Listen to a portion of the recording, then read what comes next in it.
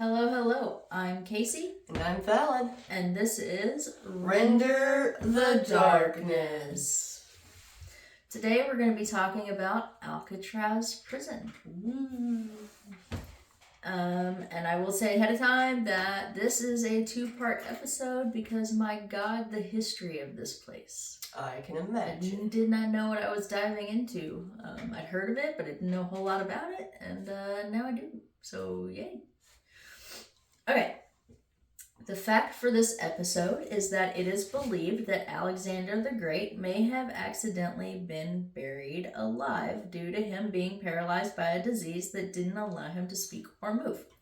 That is terrifying. It is terrifying. I read that his body didn't decay for 6 days after he was buried, so that just kind of like scientifically suggests that he wasn't actually dead when he was buried. Oh. So I'm going to go out on a limb and say scientifically it's been proven to be true. So I'm guessing then they didn't have those little bells that they used to have, like they used to put the caskets. Oh, yeah, the death bells. Yeah, where you just ring it. Well, and even if they did, if he was paralyzed by a disease, he wouldn't have been able to. Well, maybe he got unparalyzed. Maybe. It could have been there, just in case. Just in case. Okay, so today's episode is not only interesting, but it's also kind of a 2-for-1 because it contains a little bit of true crime, a little bit of history, and some paranormal. Ooh, ghosties. Yeah, just a ton of information on this one. So we're going to dive right into it. All right. Alcatraz Prison, also sometimes, quit pushing on my back, also sometimes called The Rock, is located on Alcatraz Island, located a little over a mile off the coast of the San Francisco Bay in California. The island was discovered in 1775 by Juan Manuel de Ayala. Messed that up completely. Anyway, who was a Spanish explorer. I believe he's also, he's credited for discovering the Bay of San Francisco and 2 other islands located off of it other than Alcatraz Island, because he's the one who officially mapped it. Oh, nice. So him being credited for it, it doesn't necessarily mean he was the first one there. Right. Just means he's the one who put it on the map. He's the one that recorded it. Correct. In 1850, the California gold rush was causing a quick rise in population in San Francisco. So to protect the bay, a presidential order was put in place to allow the U.S. military to acquire the island, and they quickly built what kept being referred to as a fortress on the top of the island. They installed 100 cannons around the island and created what was called the Triangle of Defense when they joined forces with the Fort Point and Lime Point to protect the entrance of the bay. Nice. Little known fact, or at least I didn't know this, so I guess I should say interesting fact, but they also erected the first ever operational lighthouse on the West Coast. Oh, wow. Yeah. That's pretty cool. It didn't take long for military prisons to begin to be established there. They began building those in late 1850. By 1909, the military no longer felt the need for such heavy defense, so they tore down their fortress, leaving just the prisons and the basement, which was left with the goal of building a new prison. Okay. Starting in some sources say 1910 and other sources say 1911, the military began building their prisons. It took 2 years, so that would be, depending on what source you go with, 1911 or 1912. It was designated to be the U.S. disciplinary barracks for the U.S. Army called the Pacific Branch. All right. In 1933, the United States Department of Justice gained ownership of the Pacific Branch to be used by the Federal Bureau of Prisons. The goal here by the federal government was to show citizens that they were serious about stopping the high level of crime that was happening at the time.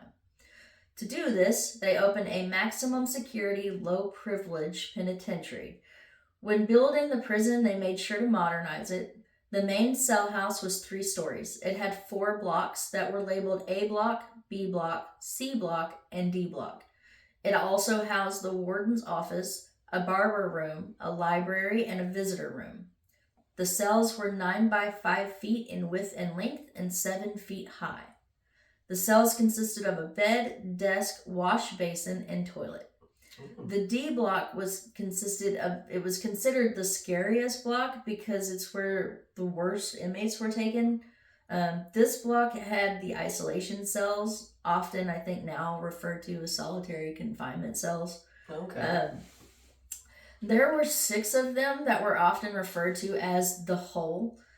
Basically, if someone was misbehaving, they were put in the hole for an extended period of time away from all the other prisoners, and they were completely confined to those cells for however long they were sentenced to be in there. If I read it correctly, it was called that because everything was removed from the cell but a mattress, including the toilet, and the only thing they were left with was a hole to use the bathroom in. Ew. Yeah. The cafeteria, or I think I read it was called a dining hall, or I think it's called a mess hall. Yeah. Anyway, and the kitchen were off the main building, and the hospital was located right above the cafeteria. The corridors were named after most popular U.S. streets at the time. Oh, okay.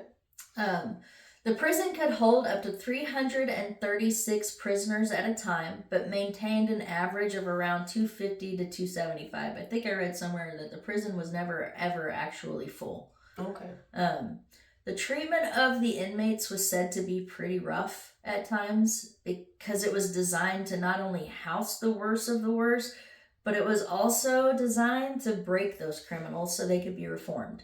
Okay. I read they would perform some pretty harsh disciplines there on a physical basis, like on a physical level and also a psychological level. Surprisingly, though, despite that reputation, some of the prisoners of Alcatraz were reported as saying that this prison was better than many other federal prisons at the time. Oh, wow. I think that's mostly in part to the fact that there was only 1 inmate per cell. Yeah, that would probably do it. It heavily reduced on, the chances of sexual assault, physical assault, shankings. It allowed more privacy, even though the cells were open. You still, with it being such a small cell, it still gave you a certain level of comfort, security, and privacy. Yeah, you could use like a newspaper or drag your mattress over the toilet. Yeah. It was your space. You had your own space, which is not something a lot of people get in prison, from what I understand. Yeah. The structure of the prison was intended to teach its inmates how to follow the rules. They were put on a strict regimen of the exact same routine every day. When a prisoner would arrive at Alcatraz, he was only given 4 basic human rights, and that was food, clothing, shelter, and medical care. Any other rights they had to earn. For example, inmates were able to earn the privilege of working. If they did earn this right, they would typically do so in the model industry building and the new industries building, where they were assigned jobs such as laundry, sewing, or woodworking. And most of the jobs they were assigned were to benefit the military. Once the prison was built, this did cause an increase in security, so between the increase in that and the level of modernness the prison had, as well as the location of the prison and the conditions of the water surrounding the island, which the conditions of the water were said to be extremely strong currents and deathly cold waters. The prison operators deemed Alcatraz as escape-proof. It didn't take long for the reputation of the prison to be sealed as America's most secure prison at the time.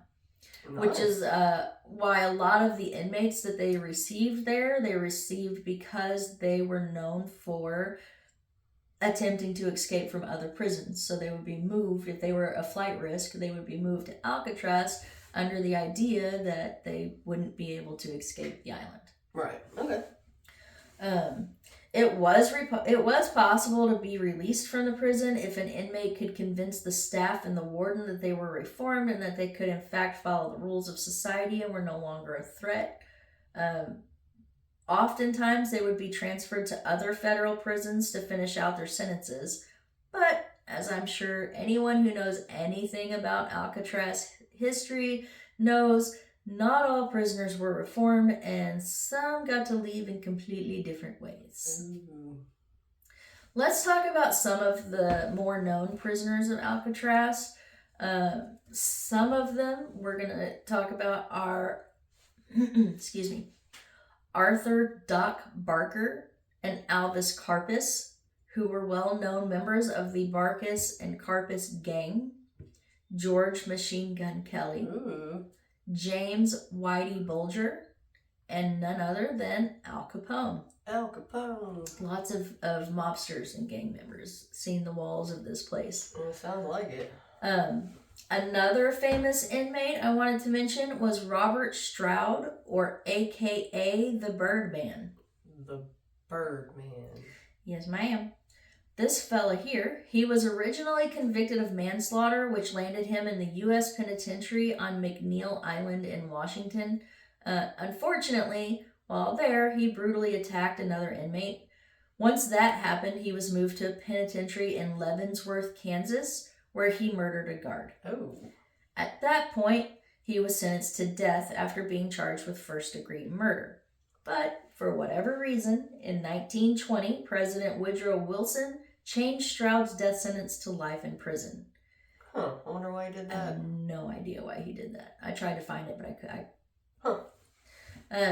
He would stay in Leavenworth until 1942 when he was transferred to Alcatraz. The reason for the transfer, you might ask? Yes. Well, he had become obsessed with birds at Leavenworth and even wrote a couple books about them. I think one of the books are still considered like one of the best dictionaries or informants of bird study to this day. Oh, wow. Thinking he was finally on a constructive path, the prison encouraged his studies, even letting him have birds and bird cages in his cell. Nice. It was nice of him. But one day, upon a search of his cell, they found a whole bunch of contraband that he had claimed he needed for his quote-unquote studies, that he had turned into a makeshift still, where he was making some good old home brew. Oh, nice. He ended up spending Prison 17... hooch. Sorry. Yep, nope, you're good. He ended up spending 17 years at Alcatraz. 6 years were spent in an isolation cell, and the remaining 11 were spent in the hospital before Alcatraz... in the hospital of Alcatraz before he was transferred to a federal prison hospital in Springfield, Missouri, where he would die in their medical center on November 21st, 1963. Dang, you spent 11 years in the hospital? Well, yep. 11 years. That's a long time. It is. As interesting as these guys undeniably were, and as well known as they weren't necessarily the only famous inmates from Alcatraz. We're going to spend a second talking about some other prisoners that wreaked havoc over their time at Alcatraz and really tested how truly inescapable it really was. All right. Over the years that Alcatraz prison was up and operational, which was from 1934 to 1963, it had a total of 14 attempted escapes. 14? Yeah. Wow. I will try my best to go over these in order as they were recorded, having happened from earliest to the latest. All right. That's cute. The first recorded escape attempt was by an inmate by the name of Joe Bowers. While performing his job duties, which was burning trash at the incinerator, he attempted to climb over the chain link fence that was surrounding the edge of the island. The guards tried to talk him down from the fence, but when he refused, one of the correctional officers shot him. He fell off the fence about 100 feet to the shore, where he would die from his injuries. Oh, dang. On December 16, 1937, after working on this plan for quite some time, two prisoners, Ralph Rowe and Theodore Cole, escaped through a window of the Model Industries building that they had filed the bars off of. Okay. They actually did make it to the bay. However, the timing of this escape attempt couldn't have been worse. There was said to have been a huge storm happening at the time, and so the currents were way faster and stronger than they usually were, which were already pretty fast and strong to begin with. Although most believe they must have drowned, thinking there was just no way for them to possibly have survived such harsh water and weather conditions, or even that maybe they possibly got swept to sea. Despite that, Their bodies were never recovered, and they would be two of the only 5 people to be listed on the Alcatraz missing and presumed dead list. Okay, so there's like a slight possibility that they may have gotten out and not eaten by a shark. Absolutely. I think they did get out. That's my personal opinion. I could be wrong, but... All right. On to the next attempt. This again took place in the Model Industries building on May 23rd, 1938. During this attempt, inmates Rufus Franklin, James Limerick, and Jimmy Lucas would attack an unarmed correctional officer with a hammer. How? The officer's name was Royal Klein, and unfortunately, he did die from his injuries. Oh. They then made their way to the roof, where they tried to disarm a tower officer by the name of Harold Seitz. Seitz was able to shoot Franklin and Limerick, killing Limerick and stopping the attempted escape. Franklin and Lucas's sentence was then changed to life in prison for the murder of Royal Klein. Oh. Remember earlier when I mentioned Arthur Doc Barker? Yes, I do. Well, he was moved to Alcatraz because he was continuously trying to escape other prisons. Alright. Being in Alcatraz didn't really seem to detour that urge in the slightest. Okay, you found it like a challenge. Maybe. Challenge accepted. It was very much accepted, if that's what it was.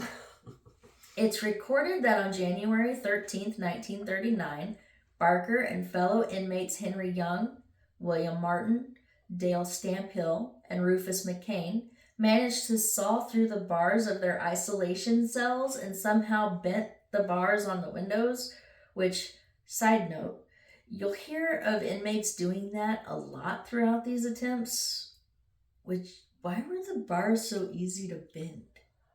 I don't know, but I'm wondering, like, where did they get whatever they used to saw the bars with? Like, well, they had jobs all over. Like, they had jobs in every building. They had jobs outside. They had jobs, they even had inmates work in the docks.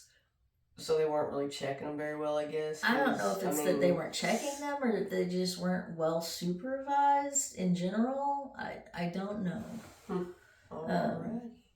I wonder what they used to saw through it. I don't know, but you'd think after that happening so many times, they might think about maybe changing the material they used for the bars. Yeah, that would probably be a good start. Something more durable. I don't know. Or like, when everybody leaves for the day, check every nook and cranny of their orifices to make sure they ain't got nothing, to saw bars with. True. But, sorry. True. No, you're fine. Okay, back to the story. Once they were out, they attempted to flee, running to the west side of the island where they were caught.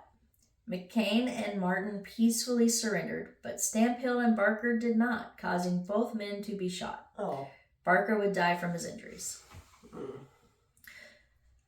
Moving on to the next escape.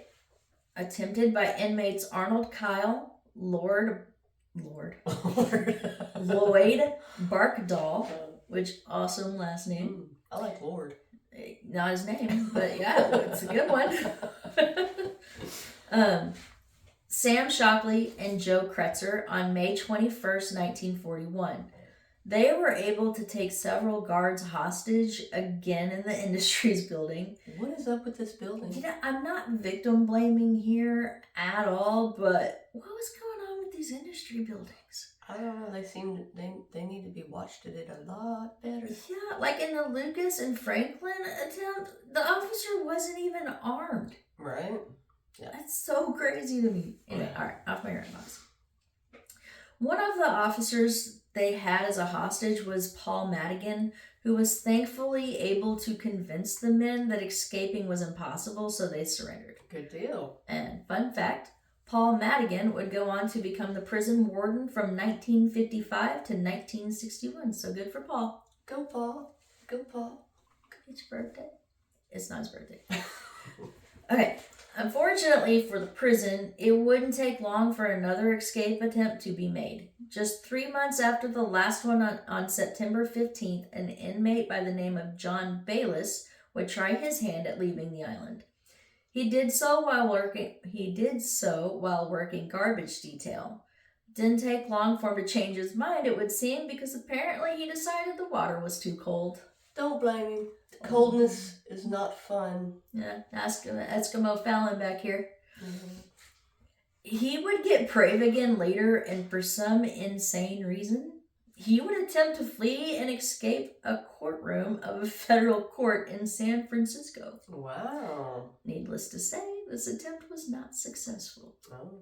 Any theories as to why? I don't know. Not at all. That's just... Moving on to April 14th, 1943, enter yet another attempt from the Industries building where 4 inmates took 2 officers hostage and climbed out of a window, making their way to the edge of the water. The names of these 4 were Harold Brest. There's really no other way to say that last name, but just to be clear, it's spelled Brest. So if you know of another pronunciation, please feel free to let me know. And if I did pronounce it wrong, I apologize. Breast. That's definitely not the right way to say it. And with him was Fred Hunter, along with James Borman and Floyd Hamilton. The men actually did make it to the water, but whilst they were getting there, one of their hostages were able to alert another officer of the men's escape, and Hunter and Brest were apprehended. Borman, however, was shot, which caused his body to sink, never to be recovered. Okay. Somehow, though, Hamilton, who they presumed to have drowned, he made it to a little cave where he hid out for a couple days, but eventually he would attempt to make his way back to the Industries area where he was caught. Oh. So this guy technically did make it out. He just went back in. Okay. I think I would consider this the first technically successful escape. Yeah. Even though it was only a couple days, if he hadn't gone back, he would have been free. Yeah. They weren't even looking for him anymore. They thought he drowned. Huh, I wonder why he went back. So maybe the water was too cold. No food. Maybe. Too cold. Cold. There wasn't another attempt made until July 31st, 1945. This was actually a pretty clever attempt by the prisoner, I must say. I gotta give credit where credit is due. Alright. Just the universe seemed to have other plans for this guy. Okay. The guy was John Giles. His job assignment was working the docks, loading and unloading the military laundry the inmates were tasked with cleaning. His plan was to steal a uniform and pose as a military officer and ride the launch boat to San Francisco to freedom. Smart. Great plan. Unfortunately for him, his lack of presence was almost immediately noticed, and the launch boat that he got on wasn't going to San Francisco. It was actually going to Angle Island, where an officer was waiting at the dock to apprehend him and take him back to Alcatraz. Oh. The next attempt was dubbed the most famous of the islands, so enter the Battle of Alcatraz, sometimes called the Alcatraz Blast Out. This was a 2-day event taking place from May 2nd to May 4th of 1946. 6 prisoners were able to do a complete takeover of the cell house, overpowering the officers. They were able to get their hands on the weapons in the cell house as well. Okay. A small, slight oversight on the inmates' part caused this whole thing to crumble. They didn't have the key they needed to open the recreation door, which was the door they needed to use to escape. Ooh. So, pretty big oversight, actually. Yeah, that's definitely not going to work. However, the inmates that orchestrated this whole thing, which was Marvin Hubbard, Sam Shockley, remember him? Myron Thompson, Bernard Coy, Joe Kretzer, old Shockley's partner in crime, I assume, since this was their second attempt together. Yeah. And Clarence Carnes. They decided that despite not having a real way out, they were going to fight. That's not good. 3 of them did ultimately surrender and return to their cells. And those 3 were Shockley, Thompson, and Carnes. However, unfortunately, before they surrendered, Shockley and Thompson were somehow able to convince Kretzer to shoot the hostages. Oh. The hostages were Officer Williams and Officer Harold Stites, which, if you remember, Stites was the officer who shot James Limerick and Rufus Franklin in 1938. Oh. Sadly, both of these officers were killed. Dang. 18 more officers would be injured in this attack. Dang. They ultimately had to call in the Marines to assist in stopping the cell house takeover, which led to a standoff between the Marines or the military and Hubbard and Coy and Kretzer, whose bodies were discovered in the cell block C unit. Oh, dang. Carnes would go on to receive his second life sentence, while Thompson and Shockley were executed in December of 1948 via the gas chamber at San Quentin for their roles in the deaths of Officer Miller and Officer Seitz. Okay. The prison would remain quiet for almost 10 years after this attack, until July 23rd, 1956. Floyd Wilson decided to try to take advantage of his job at the docks, but this one's not allowed to tell. It took a couple of hours for him to be found hiding, where he peacefully surrendered. Oh, okay. Another attempt by an inmate to escape was on September 29th, 1958. Yet again, 2 prisoners overpowered an officer while working outside on garbage detail. Their names were Clyde Johnson and Aaron Burgett. They would actually make it in the water, which is where officers were able to catch and detain Johnson. Burgett, however, wasn't immediately found, but his body would be found floating in the bay 2 weeks after the attempt. Oh, wow. So I wonder if he, got swept away and drowned, or if he was, out there for a little while and maybe, died of thirst or starved or something. Maybe. And then came the second most famous attempt, which I might argue that this one was actually the most known because they ended up making a movie about this one, which had Clint Eastwood in it. Oh. Clint Eastwood. What was the name of it? I have no idea. I didn't look it up. We can Google it real fast. You got your phone here. I'll Google it. I was good at that. Hold on, let me Google that. I probably should have put that in there so that if you wanted to go watch it. Do some Christmas music.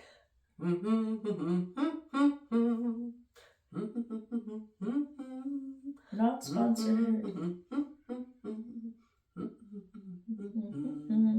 With Clint Eastwood. Escape from Alcatraz. 1979 film. Alright then, that's a good name for the movie. Why they make it so hard to relate those two together? I should have looked that up. That's a complete botch on my part, and I apologize for that. That was just poor researching. I'm sorry. No, why are you sorry? That's a pretty good question, and I should have had in here. I should watch that. I don't think I've ever seen it. I also have never seen it. Well, apparently I haven't because I'm like, what's the name of it? Yeah, what's the name of it? Thanks for your question, Phil. But then again, my brain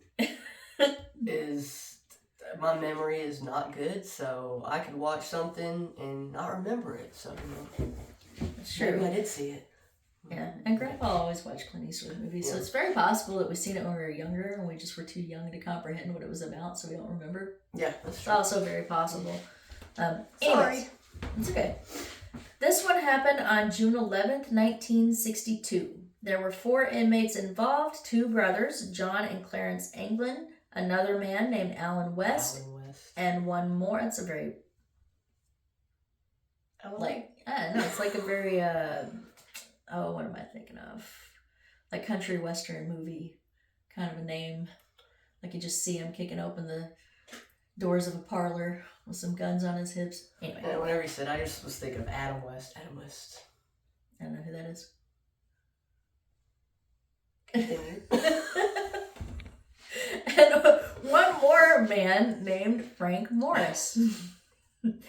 These men were able to orchestrate and implement what may be the most intricate escape plan in the history of escape plans.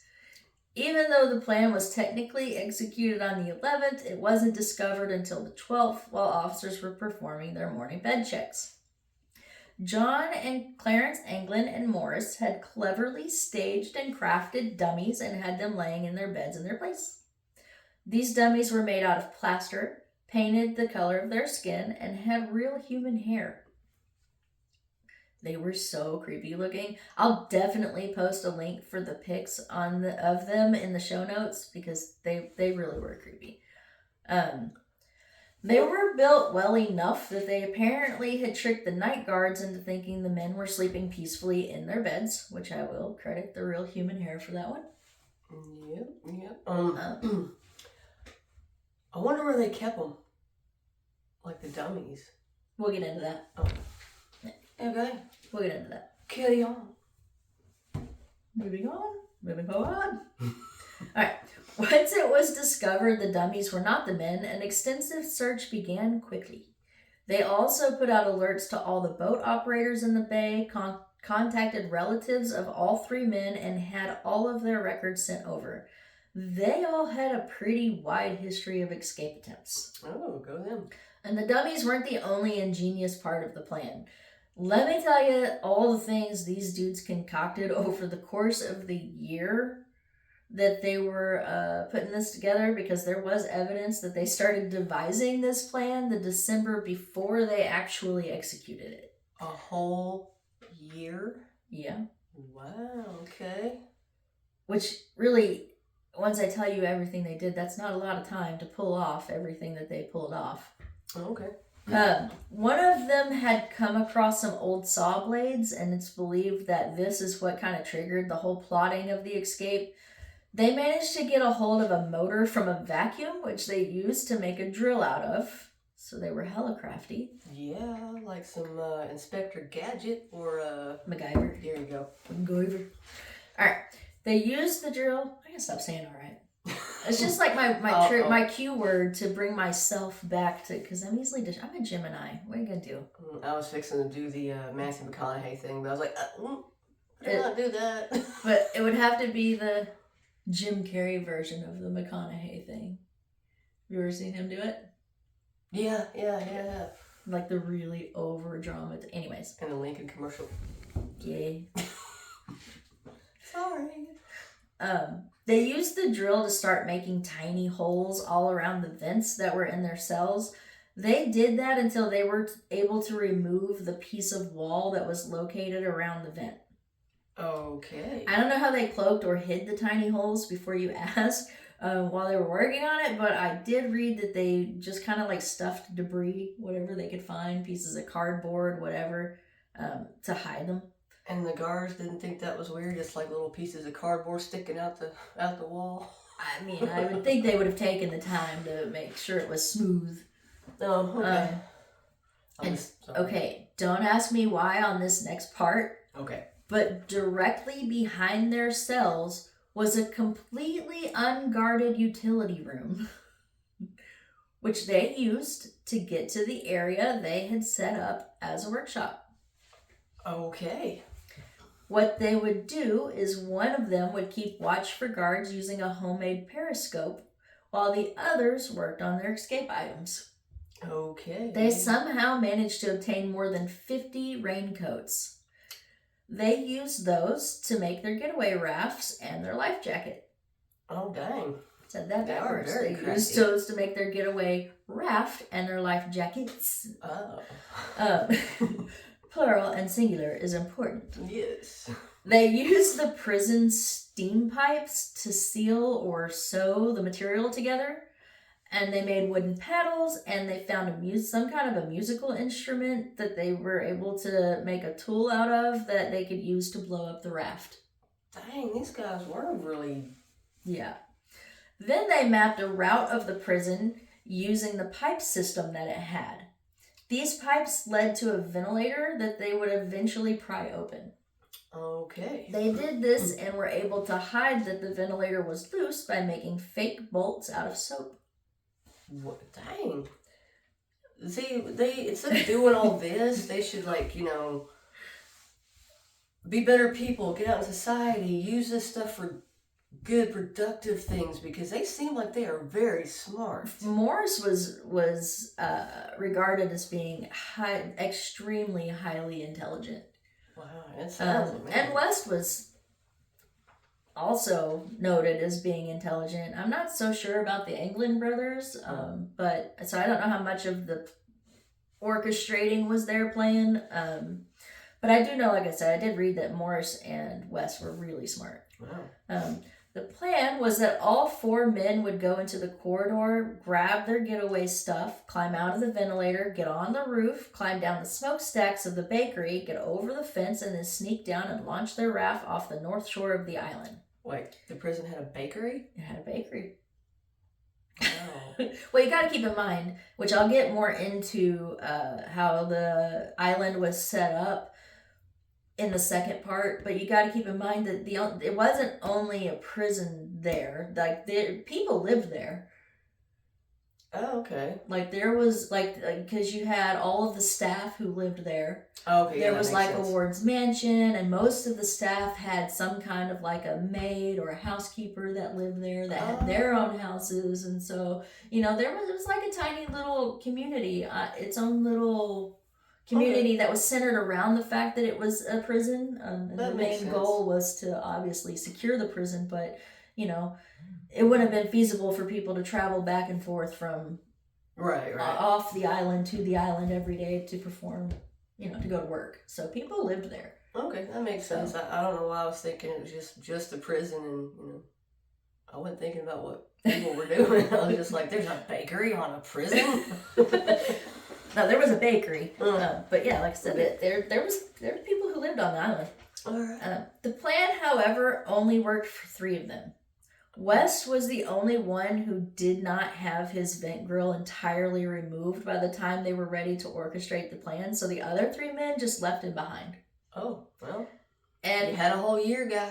A whole year. They had a date. They were set on doing it, and that's the date they were going to do it. Yeah. And by all accounts, it seems their plan potentially worked. The men are actually listed to this day as missing and presumed drowned. So they are the other 3 that are on the list of the 5. Okay. Anyway, that's because a lot of the things were found in the water that might make somebody believe that they may not have made it. For example, 2 life vests would be recovered, strangely in 2 different areas though. One was in the bay and the other was outside the Golden Gate Bridge. Which made me think that maybe they decided to split up, that they did make it, and they just ditched the life jackets once they got to shore. Yeah. Anyway, the oars were found in the water. Very carefully sealed letters and pictures of the men were found floating in the water. And a few weeks after the escape, a badly decomposed body was found not far from the San Francisco coast, but the body wasn't able to be identified due to its condition. But it was wearing a blue uniform, which is what the prisoners at Alcatraz wore.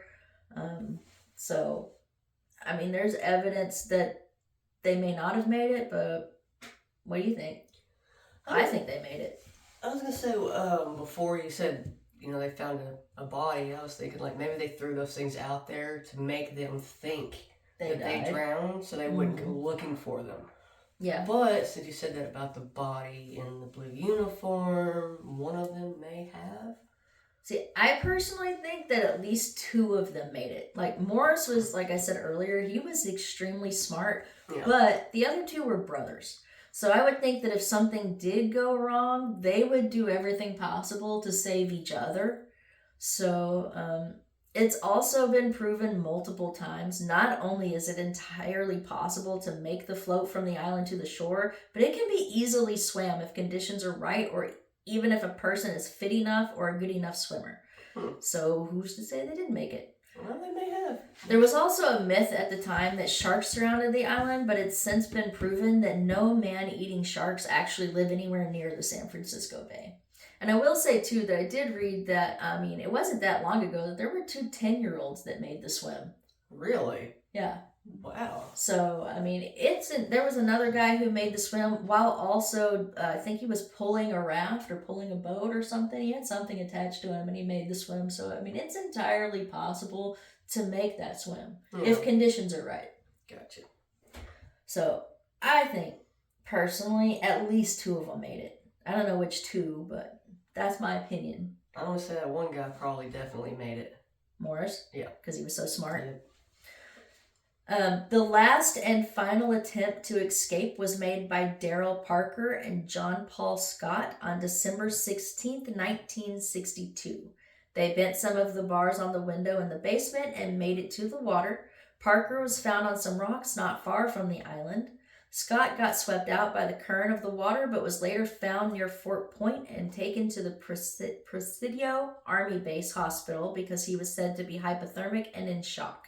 Once he recovered, he too was returned to Alcatraz. Okay. Uh-huh. The prison would be officially closed, or at least closed as a prison, on March 21st, 1963.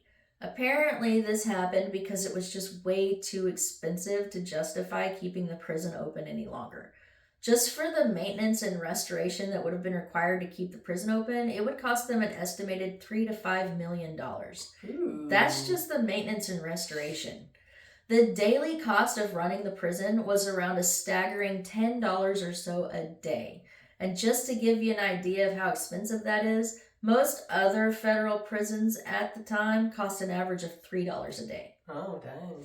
The reason it cost so much is more because they weren't on land, right. Which meant that everything they received, such as food, fuel, water, general supplies, that all had to be shipped by boat. Right. Which you hear water and you think, weren't they surrounded by water? And the answer is yes, they were, but not fresh water, which means they had to have their fresh water boated over.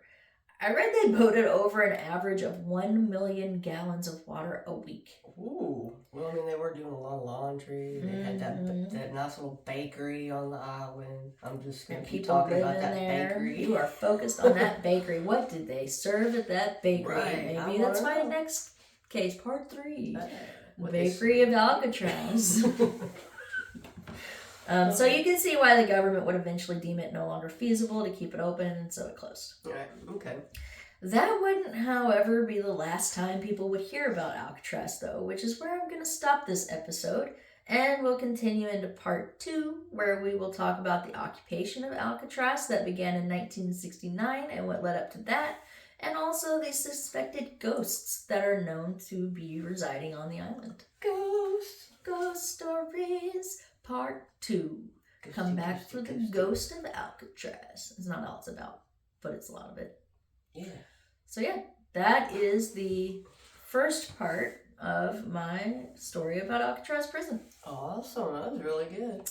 And this is normally the part where I would say if I left anything out or if you know anything different, let me know, which still do that.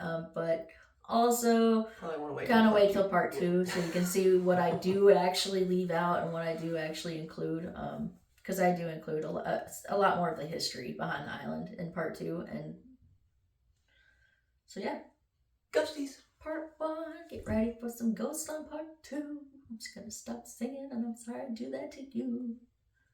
Welcome back, Dr. Seuss. As always, thank you guys so much for spending time with us. Yes, thank you so much. We hope that you will come back and join us again. Yes, thank you. And for all of you who are supporting us, we really appreciate it. And as always, we can be heard on all of your favorite podcast channels, and we can be seen on YouTube. Also, if you didn't catch our live that we did with Ryan Jones and Dennis Eslock about the cabin on 360, we have posted that video also on just about every social media site you can think of. Watch it. Please watch it. It's so rad, and you get so much information, and these guys just knew a whole lot, and they were really awesome.